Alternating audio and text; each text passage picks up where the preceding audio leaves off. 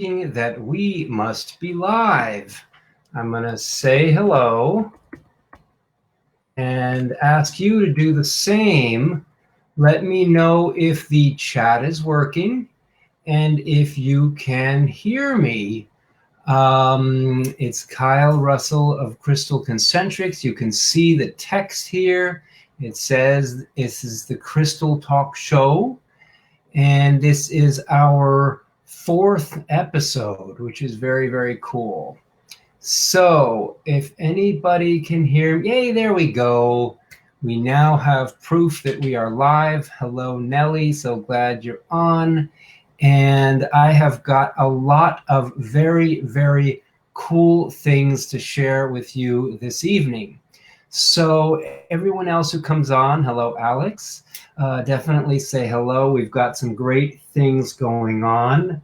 I had made a video recently featuring octahedral fluorites. And Alex, who is on the show right now, contacted me with interest. And everybody wonders, is octahedral fluorite something that you find naturally? And this is an example of a very large octahedral fluorite. Hello, Judy. Glad you got on. Leslie, very cool. I love how this works. And so I guess I'm going to save that for a little bit later because it's some very fun stuff. But I wanted to talk about octahedral fluorite. I want to talk about the difference between the two primary rhodochrosites. I want to introduce you to a very cool material that I just got in the mail called Psilomilane, which is super, super obscure. Hello, Sue. Wow, this is so great. I also want to show you what Sugilite looks like when it is dry versus when it is wet. And oh yeah, I want to show you 3-sided Lemurian quartz. So that's the sort of outline of all the show and tells I've got for you today. I'm sure I'll think of something else. Oh yeah, our meditation is going to use Shungite. So that's kind of exciting. Now, if anybody, Allie, hello, if anybody has any questions as we go along, be sure to place them in the chat box. And I'm going to just sort of get started by telling you that I've been a little bit busier than I thought I would be. I'm getting a fair number of requests from near and far for people who are interested in crystals, which is keeping me busy while the lockdown is happening and while our store is not open to the general public. I thought I would have time to do all sorts of organizing and pricing, and I'm doing some of that, but I'm not getting to as much of it as I thought. And if you are like me, you are probably noticing that time has not slowed down. Time continues to move forward at the usual speed, whether you're stuck at home or whether you are out and about the way we used to. Great question here from Judy. Hello, Carrie Ann. Judy is wondering, what is the difference between noble or elite Shungite and standard Shungite? And I wish I had to show you the piece of elite Shungite that I had gotten today. Literally, it was picked up by somebody because it is something that is of interest to them. Elite Shungite, it turns out, well, I'm going to show you what the natural stuff looks like. So there's a natural matte finish Shungite. And when the elite material comes into your possession, you are not as able to cut it. It is not as hearty for polishing and cutting as the sort of standard Shungite is. So usually it just gets broken up and put into rings or some pendants, or in this case, it was a rough chunk. Energetically, I prefer the mainstream stuff. There's more of it, it's cheaper, and it's perfectly good. So, oh, Alyssa, hello. Is the shop open?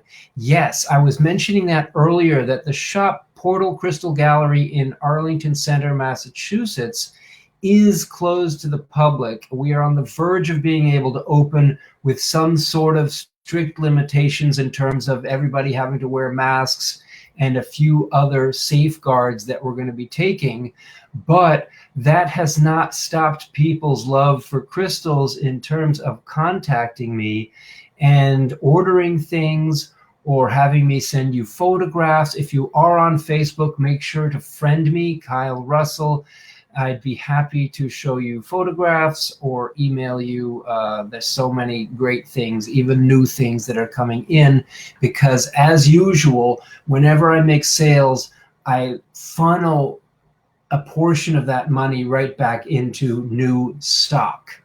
So maybe what I should do, since we started, and I know that we've got a critical mass of people, we should talk about octahedral fluorite. Octahedral fluorite is one of my favorites, and I'm going to show you how it appears in nature. So this, if you can see it, is a set of pyramids on top of each other. Now, it's not quite just pyramidal, because what's happening is that the crystals are trying to form into perfect octahedrons. This is an example of an octahedron. It's a four-sided pyramid on the top and a four-sided pyramid on the bottom. And anybody who knows me knows that I am very much of the belief that the octahedral fluorite is the religious symbol of the crystal world, because it contains upward orientation, downward orientation, exactly as you have it in the Christian cross or the Jewish star. And it also symbolizes the yin and yang of heavenly energy, earthly energy, left, right, up, down, and each contains a little bit of the other in itself. So for example, yin and yang, you have a black side with a little white dot and a white side with a little black dot. Well, in this case, you can imagine to yourself, is the top one beaming up to heaven, or is it pulling down from heaven? Is the part that's going down to the earth pointing down into the earth, or is it pulling earth energy up from the earth? So that's a good thing to meditate on. In fact, that would make an excellent meditation all by itself. What I want to show you is a natural octahedral crystal, which is not fluorite. It's a pyrite, which also forms octahedrally. And this one is so grand and massive that you really can see what's going on with the formation. And you can see that it's really trying to, where's a good example of this? Here's a good example. It's really trying to form upwardly and downwardly, but because it's embedded in a cluster, you're only really getting the top of the octahedral formation. And sometimes it is much more sloppy, as in this one here. So this is a kind of a rough chunk, which is a little bit octahedral. It comes from New Hampshire. Many of you may not know that New Hampshire had a place called the Wise Mine, which I used to think was in Vermont. It's hard for me to imagine a green crystal not coming from Vermont, because Vermont means green mountain, and it would be so much more logical if that were the case. And what happens is that the massive structure of the fluorite, it's not the same in all fluorites, but for some fluorites, the massive material like this, if you can chip it just right, if you can hew it, you can break off octahedral shaped crystals. And an example of that, now I think this may be largely natural, but it may also have been hewn. This is a gigantic pyramidal green fluorite that comes from South Africa. The color is quite distinctive. It's very similar to that New Hampshire material. Both of them are quite exquisite, but the octahedral material that is most prized because of the fineness with which it is hewn, or maybe also because the actual material is so fine that it lends itself really well to being hewn cleanly, is the Illinois fluorite. And I gave you a teaser of that with this earlier. You'll notice right over here, it's flattened. It's flattened there natural. That's natural termination. But they managed to chip it so that you got a very, very perfect and very large octahedron. This blue color is quite exquisite, and it's something that is so rare that I've never actually seen another one of these on sale.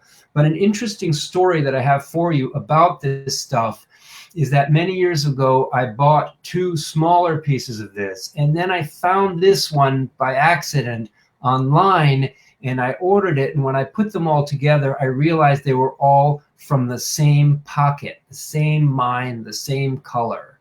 I've since sold one of them. I still have this one, which is the biggest one, and another one, which is smaller. Sue loves all colors. I love all colors too. And I will tell you that the different colors in fluorite can mean radically different things. They can be like a clear fluorite, or lavender fluorite, which is more physical, sort of nervous system oriented, or you can have the green or the blue, which is more spiritual, and you can also even have the purple, which can be an interesting kind of echo of the purple you find in amethyst. Now, hello, Alyssa, again. Yes, you had to go. That's not a problem. Stay in touch. You know how to find us right here on Facebook. The blue of that fluorite is truly stunning. And this is another blue that's a little variation on that theme. This I showed you a little earlier. It's all polished to be in this octahedral shape, and it comes from China, where a lot of this stuff comes from. So what I'd like to do after our first show and tell is let you know about a couple of events that are coming up. This Thursday I am offering, and you can find it on my website, or you can contact me by email. I am offering private consultations for the very, very low price of $20 for 20 minutes. And I'm thinking this may be a one-time offering. I might come up with it again, but things are going to get busy for 2 reasons. 1, the store is going to open. 2, I really would like to write a book this year. And 3, I'm going to start having shows again this summer. So it's going to be very, very busy. And I'm not going to be able to offer quite as much online programming. I would really like to do this talk show every single 2 weeks. But the meditations I've been offering for a month and a half have been half price at $5. And I've been doing 3 crystals in each meditation. And I'm realizing that my output of energy is so high and is not that different from what I do when I do an in-person meditation, which can be $20, $30, $40 a session. So I'm considering splitting my meditations online into a $5 meditation, which focuses on only 1 stone, and a $10 meditation that focuses on 3 stones. So we'll continue that online meditation tradition, but it's probably going to go up to $10, and I'm going to try to produce a $5 alternative, which is going to be easier for people who don't know me and who've never tried online meditation to give it a go. So without further ado, I think we should get right into a meditation right now. And I want to use Shungite. So I'm going to show you again. This is a piece of matte Shungite. It's not polished. And this is a piece of polished Shungite. And unless I'm mistaken, oh yes, I'm mistaken. Oh yeah, I'm not mistaken. So here we go. There is a shiny one here that's been polished, and here is a matte one. And later we're going to be talking about matte versus polished or shiny when we talk about Sugilite. But the lucky thing about this is that you can polish it in a way that doesn't get all shiny, and you can also shine it up to make it that shiny. And what I'd like to do is meditate with it. And I had a name for this meditation. It was a very interesting name. It was spiritual cloaking. So if you haven't done a crystal meditation, we're going to go into it. It's going to be very brief because I really want to save your attention for meditation for those real deal online meditations. And I haven't even scheduled my next one. So please keep an eye on my newsletters and my emails so that you can know exactly what's happening when, because I don't have anything on the schedule right this minute. So what I'm going to do is I'm going to show you this piece nice and big here, and I'm going to invite you to close your eyes. And suddenly the words per minute plummets.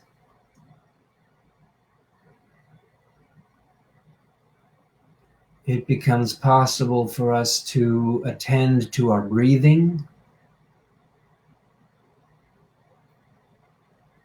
to go inward for a while,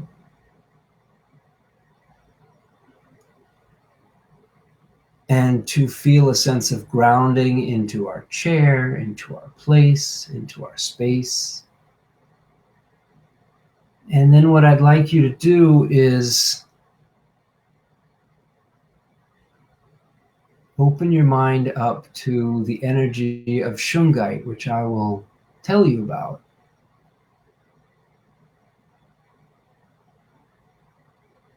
Shungite is what I call the ultimate filter.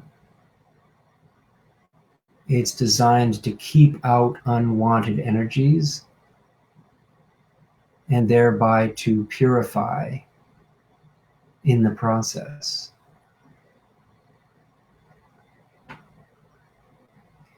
And with the topic of spiritual cloaking, I want to give you an opportunity to think about a type of energetic work I call spirit work. When we go out nowadays, we put our masks on. We try to be pandemic aware and pursue best practices for safety. But with this Shungite, I want to introduce the idea that you should also be doing spiritual work. You should also be bathing yourself metaphorically in Shungite as a filter when you go outside. Allow it to enter into your aura and surround you in a protective way so that it's not just your nose and mouth, but other parts of your body that you feel shielded and protected and guarded to keep out physical and spiritual energies that may be destabilizing, and maintain your own internal integrity.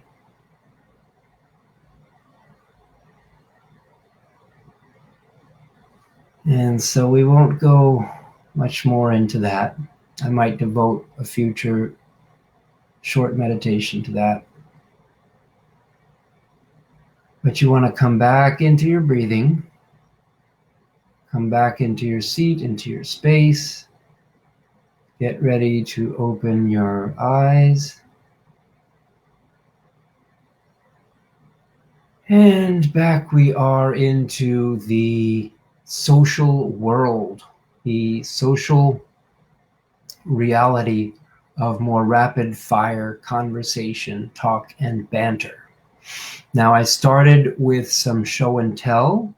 I turned you on to octahedral fluorite and octahedral crystals in general, because I'm a huge fan of them, and I also believe that they represent a sort of religious symbol of the crystal world.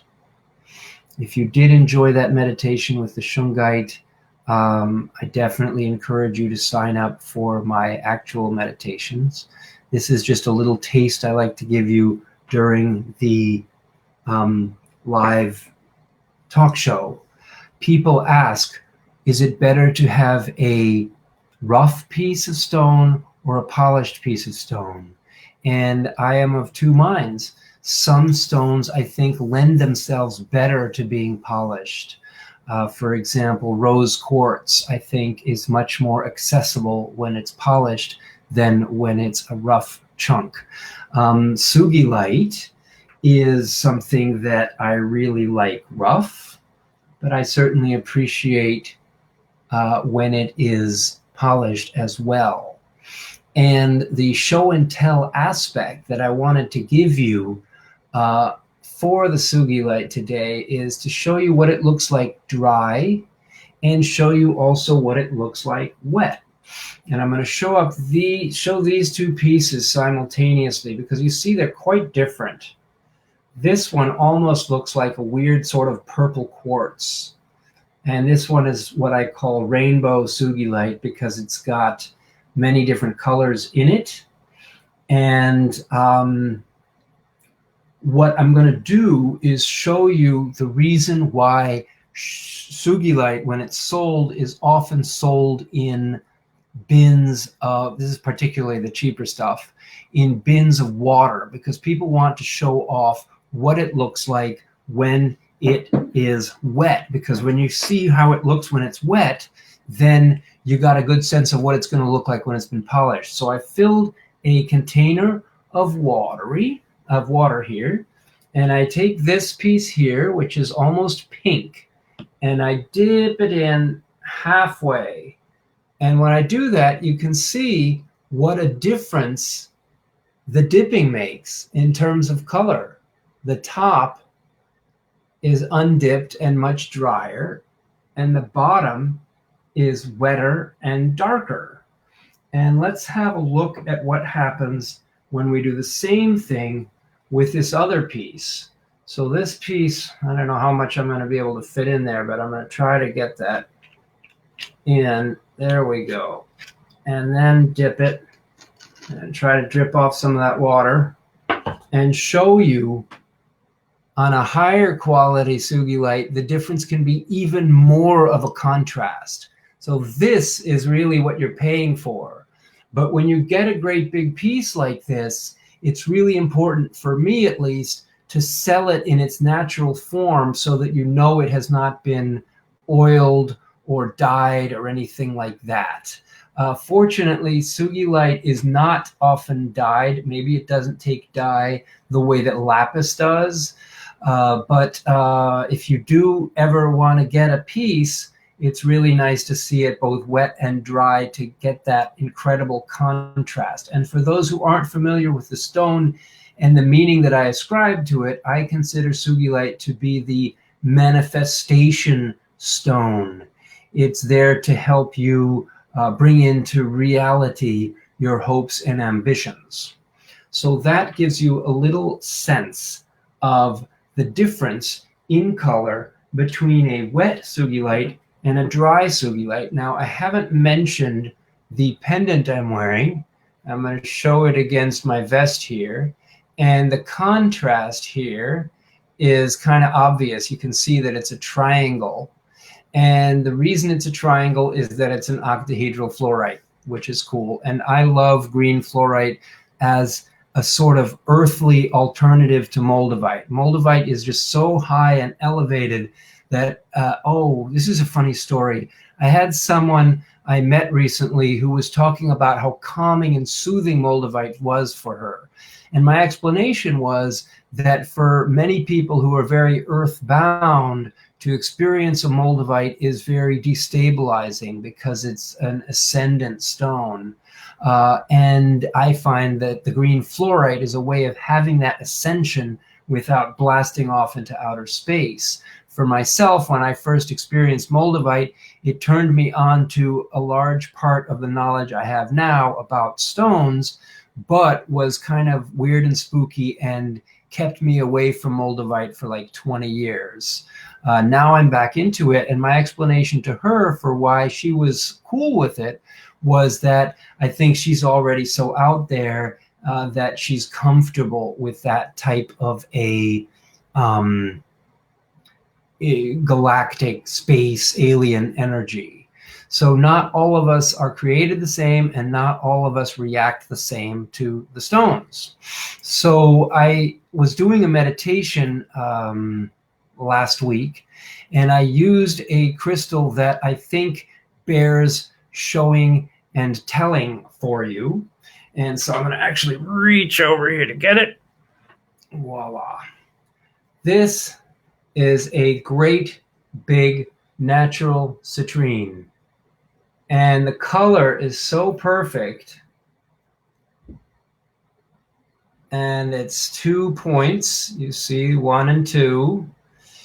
And in addition to showing you what a great citrine looks like color-wise, I wanted to show you this. You see what's going on here on the bottom? It was a large crystal that broke off and then re-terminated here. And when a crystal re-terminates, we call that self-healing. So part of your show and tell for today is to experience what a seriously self-healed crystal looks like. And that's very nice metaphorically for you to consider. The idea that a crystal can actually heal itself is very inspiring for us, because we want to be able to heal ourselves as well. I'm liking the comments here. People are really feeling the solar plexus hit with this great big citrine. So any questions so far? I sometimes don't know if there's a little bit of a delay between me and my talking and you and your ability to put any questions into the Q&A. So I'll be patient and let that happen as it happens. For show and tell, there was something else I wanted to show you. Well, actually, this is something new that I've gotten. And this might be a fun one for somebody in the audience to identify. Who can tell me what this particular material is? And I'm glad Alex was feeling kind of a stingy feeling in the solar plexus too. Any hazards of a guess on the identity of this stone? I'll turn it over to, oh wow, looks even better on this side. Very cool stuff. Allie is usually very quick at the identifications, although Nellie is more commonly accurate about it. Oh, there she goes. This is, in fact, a ruby, a bunch of rubies all in here, with the blue being Kyanite and the green being Fuschite. And they happen all together. It's not K2. I can understand why you would say that. Usually with the K2, you've got a light base stone and then a sort of dark blue drops in it that are sort of spaced out. But anyway, I like this stuff a lot, and you do not find it often as a slab. And I've met a guy who cuts slabs, and he hooked me up with this piece and a couple of smaller ones that are bluer. And I was so excited about it, I wanted to share it with you. So yes, Sue, it is ruby in Fuschite, not ruby in zoisite. This combination is not what the zoisite is, more just 3 colors. You've got the red, which is the same. You've got the green, which is a little bit darker than this green. You do not have blue, and you definitely have black in the zoisite. So an important distinction between this combination and the ruby and zoisite is that the ruby and zoisite has red flecks inside of green with some black going on. So yeah, the reason Nellie hasn't seen this is that it literally came in the mail today. So energetically, it's kind of interesting. I won't really get into that, but visually, it's gorgeous. So I had, oh yeah, I have 3 more show and tells for you. So I, 2 years ago, when I went to Tucson, I bought some really incredible crystals.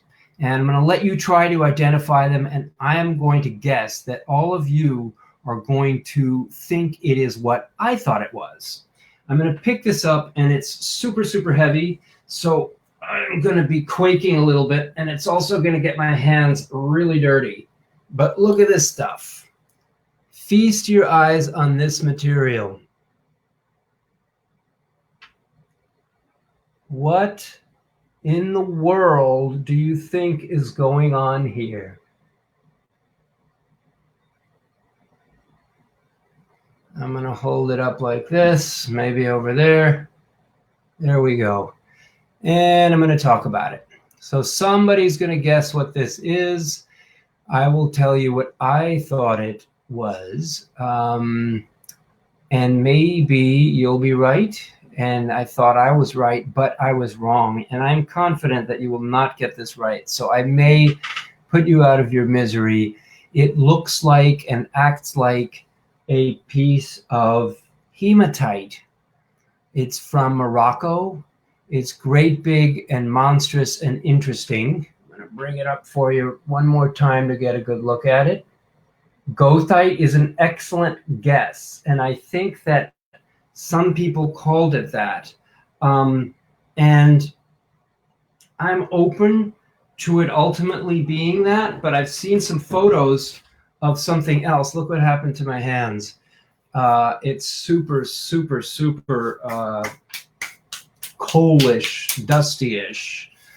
Definitely not fulgurite. Jane mentions the idea of fulgurite. So fulgurite would be really fun to find in a really big form like that. But fulgurite is a formation of hardening of sand when lightning strikes it. And it's hollow, and it's usually pretty fragile, and that thing is not very fragile. Nellie describes it as a glass tube, and I think that's a great way to describe it. Lava rock was also a very good guess, but I have been told that it is something called Psilomilane, Psilomane,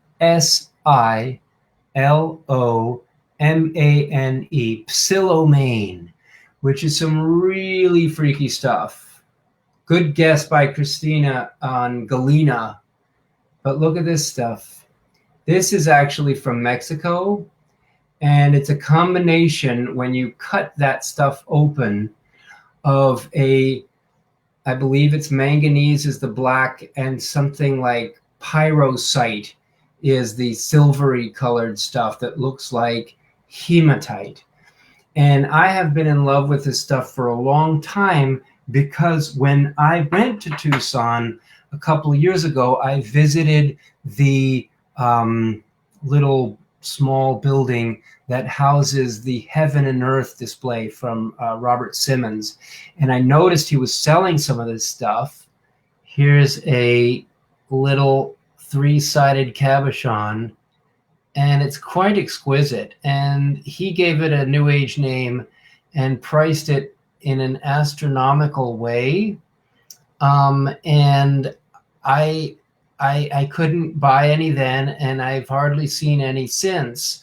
But this happens to be a very good find from Mexico that cuts up nice and gives you some of this incredible shaping that is really, really sweet. And then on the top here is an opaque layer of chalcedony. So it's quite interesting stuff, and I'm just beginning to understand it.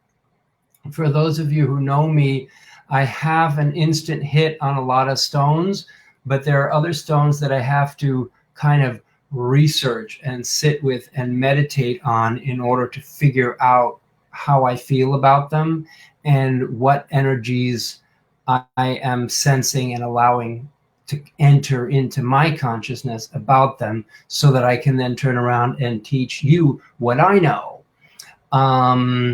So this Psilomilane stuff is something you're going to be seeing a little bit of. I'm going to be posting some of this stuff online.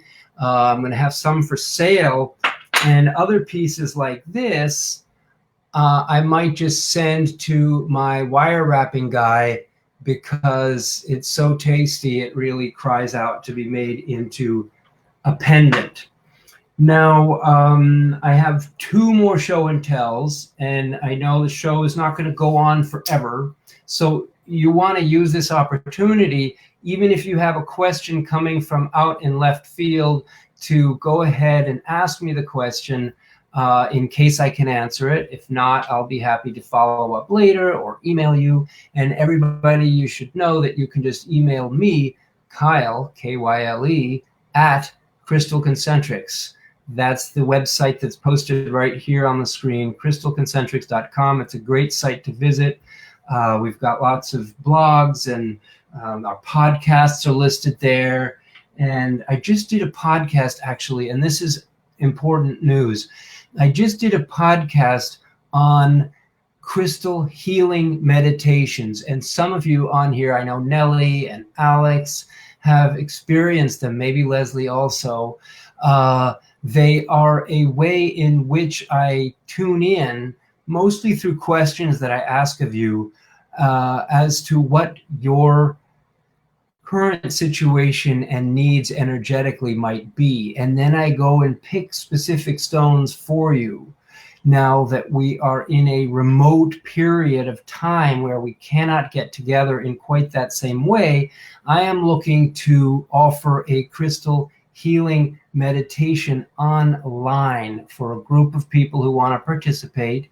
And if you sign up before a certain time, you can send in an email explaining what's happening for you, and then I arrive at the meditation prepared for you with at least 1 stone that is relevant in terms of helping you with your process. So that's going to be called an online crystal healing meditation. So really, we're going to have 3 levels: the basic 1 stone, the 3 stone meditation, and then the crystal healing meditation. So we're really sophisticating what it is that we're offering, because what I'm finding is that everybody taps into a slightly different aspect of what it is that I'm offering. And so I figure if I can offer more different types of things, then everybody will find a way to tap in. Just going to have a little sip of water here.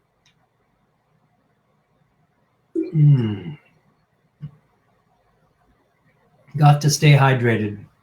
So I got an email this week from a guy in Russia. Actually, it was Ukraine. And he wrote me because he had seen my blog about Lemurian Quartz on my website, Crystal Concentrics. And he sent a photograph of one of the crystals that was featured in the blog. And he said, I want one of these. And I looked through all of my Lemurian quartzes, and I have literally several dozen of them. And I found actually only maybe 6 or 8 that were exactly what he was looking for. And what he's looking for, I'm going to show you here in very large form. He was looking for a 3-sided Lemurian. So you see, it's basically 3-sided. You've got side 1, side 2, and side 3. And the other 3 sides are quite slim, and some of them are very set back. I'm going to shine this one so that you can see. There it is. There it is. So you see this is a whole side, but then it turns into a ridge, and you no longer have 6 sides, but it seems that primarily you have 3 sides, and that is something that happens uniquely with Lemurian quartzes. It also has a very distinctive termination, which I'm going to show you, and you may or may not be able to see clearly. I'll move it around in hopes that you can get a little sense of what that Lemurian point looks like. Anyhow, the bottom line is I realized that as special as Lemurians are in general, the 3-sided Lemurian is even more special and very hard to come by. Occasionally you will see it small like this. This is a lot like the one that he expressed interest in. And you can also see when you look into one side of these Lemurians, you see the back, the small sharp termination of that side that's in back.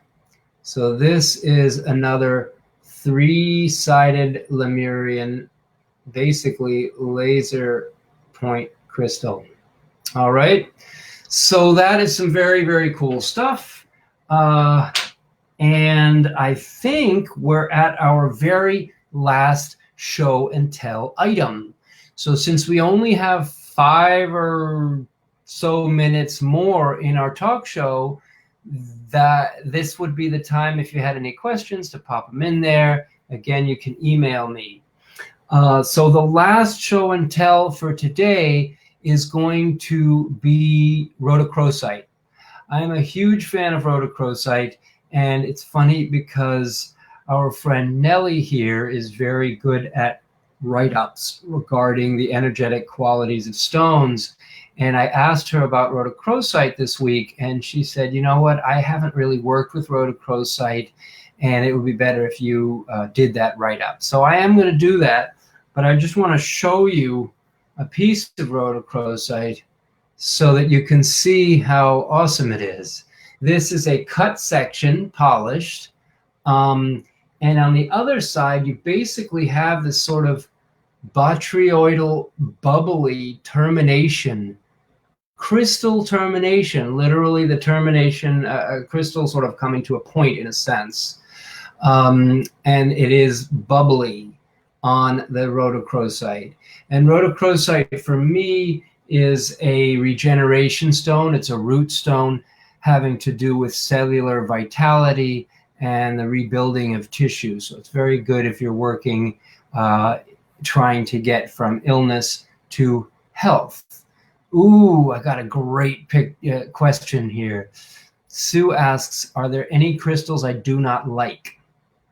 I'm going to tell you about 2 crystals I don't like before I share with you the second rhodochrosite.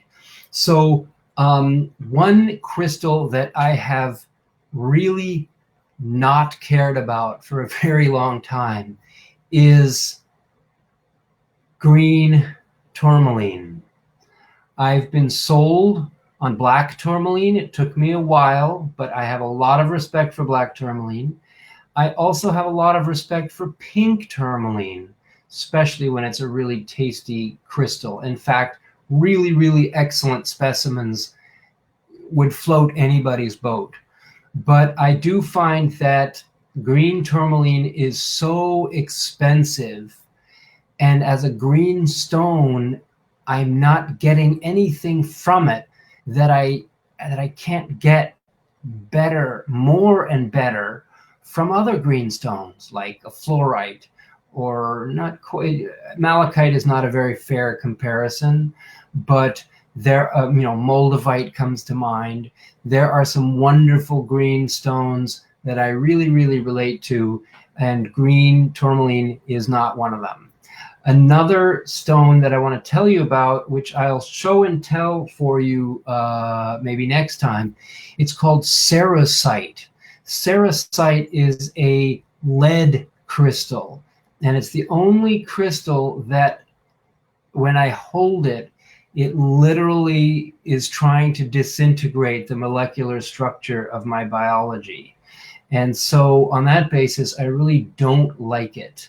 Christine, mentions watermelon tourmaline. I really like watermelon tourmaline, actually. That's more favorite for me than just plain green tourmaline. But again, it's super astronomical, and I would love to get a piece that was big enough that I could really work with it. Sometimes they're so small that they only really work as a third eye stone, and I'd like to experience a stone in a sort of palm-sized before I put it on my forehead and see what that's like. So here's the other rhodochrosite I wanted to show you. So here's number one. This is your Argentina rhodochrosite, and this here is your Peruvian rhodochrosite. And you see the difference in color. Even when the Argentine is red, it's still very pink, whereas the Peruvian has a very rich red kind of gel type of color to it. So that's the difference between Peruvian here and Argentine rhodochrosite here. So that concludes all of my show and tells for today. So I am thrilled to have had another opportunity to hang out with you and to show you all of these incredible stones. And I hope it's been educational and mind expanding. And I look forward to putting together material for the next talk show, and also getting you some very new information regarding my meditation offerings that are coming up.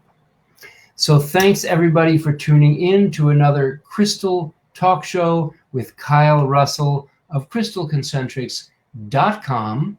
I appreciate the thanks. Carrie Ann is appreciating every one of those crystals. And I use a very bright light that's kind of blinding, because it's the only way we can get really good color reproduction on some of these stones. So thanks so much for tuning in. Nicole, I'm glad you made it. I love seeing people's comments, and we shall connect very soon. I'm going to say bye-bye for now. We're approaching 50 minutes. You can check out my Psilomilane hands, unless it's goethite, which is possible. And I'm going to stop streaming. Till later.